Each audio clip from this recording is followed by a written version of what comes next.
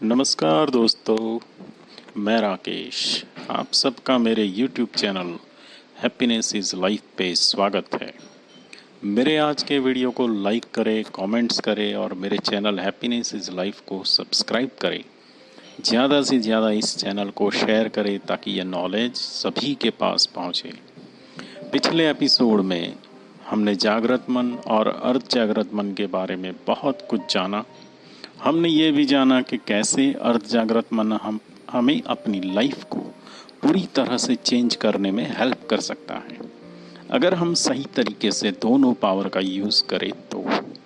चलिए आज हम अर्ध जागृत मन और उसके नेटवर्क के बारे में जानते हैं। सभी धर्म ग्रंथ या कोई भी होली बुक को पढ़ लो या फिर किसी भी साधु महात्मा को सुन लो, वो सभी एक बात बोलते हैं कि हम एक आत्मा हैं और सबसे ऊपर एक परम आत्मा है, यानी कि परमात्मा। इसको हम विश्व आत्मा भी बोल सकते हैं, विश्व की आत्मा। अगर आप किसी ऑफिस में काम करते हैं तो आप लैन नेटवर्क यानी कि लोकल एरिया नेटवर्क के बारे में जानते होंगे। लैन में क्या होता है कि मान लीजिए किसी ऑफिस में 20 कंप्यूटर्स हैं तो हर कंप्यूटर लैन केबल से कनेक्टेड होता है और ये सब लैन केबल सभी कंप्यूटर से एक सुपर कंप्यूटर यानी कि सर्वर के साथ जुड़ी होती है, जिसकी वजह से जिस किसी को एक कॉमन फाइल की ज़रूरत होगी वो सर्वर से वो फाइल ले सकता है और उस पर काम कर सकता है। उसी तरह हमारा अर्ध जागरण मन भी हमारे सुपर कंप्यूटर यानी कि परमात्मा के साथ जुड़ा हुआ है। फ़र्क सिर्फ इतना है कि लैन नेटवर्क लैन केबल से जुड़ा हुआ है। अर्ध जागृत मन का नेटवर्क वायरलेस है, कोई देख नहीं सकता, सिर्फ महसूस कर सकता है।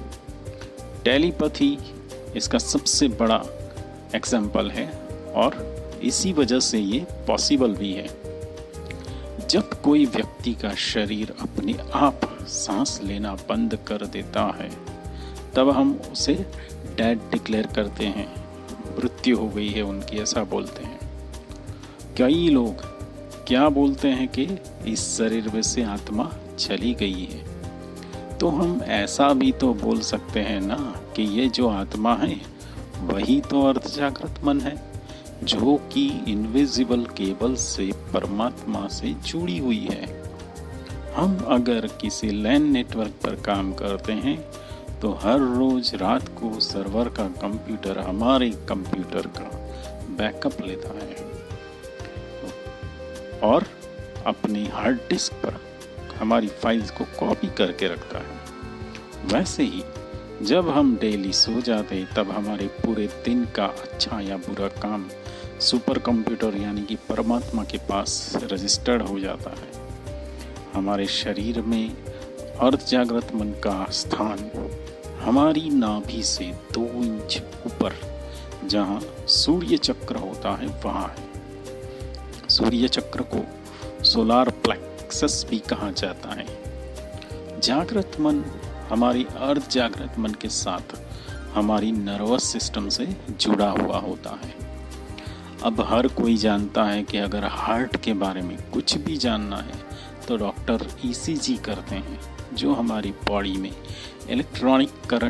इलेक्ट्रोमैग्नेटिक करंट जनरेट होते हैं हार्ट के पंपिंग के थ्रू।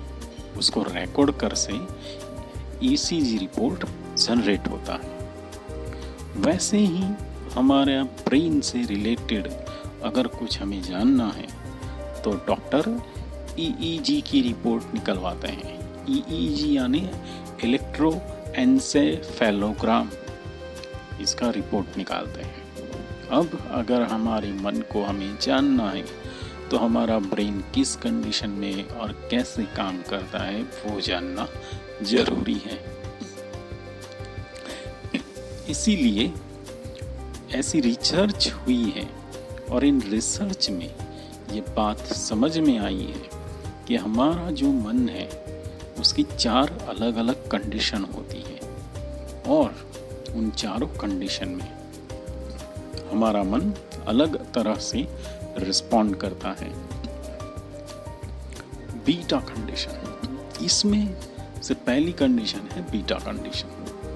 ये हम जब जागृत अवस्था में होते हैं तब हम कह सकते हैं कि हम बीटा कंडीशन में हैं। सेकंड है अल्फा कंडीशन। जब हम न जागे हुए हैं और ना ही हम सोए हुए हैं, उस कंडीशन को हम अल्फा कंडीशन कहते हैं।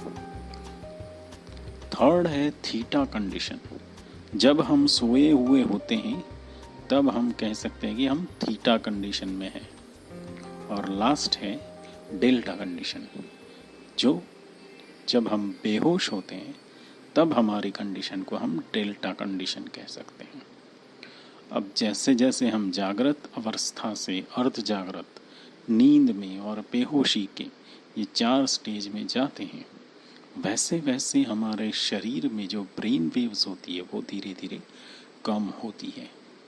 अब इन चारों स्टेज में से हमें अल्फा कंडीशन को समझना बहुत ज़रूरी है, क्योंकि हम अल्फा कंडीशन में हमारे दूसरे कंप्यूटर से यानी कि परमात्मा से आसानी से जुड़े रह सकते हैं और हम जो कुछ भी हमारी लाइफ में हासिल करना चाहते हैं वो हम अच्छी तरह से समझ सकते हैं इस स्टेज में। अब हम अल्फा स्टेज में कैसे पहुंच सकते हैं, तो इसका सबसे इजी रास्ता है मेडिटेशन, रिलैक्सेशन और अल्फा म्यूज़िक। अब अल्फा स्टेज में जाकर हम क्या कर सकते हैं, क्या करना चाहिए, ये सब हम अगले एपिसोड में जानेंगे। तब तक के लिए हैप्पी मॉर्निंग।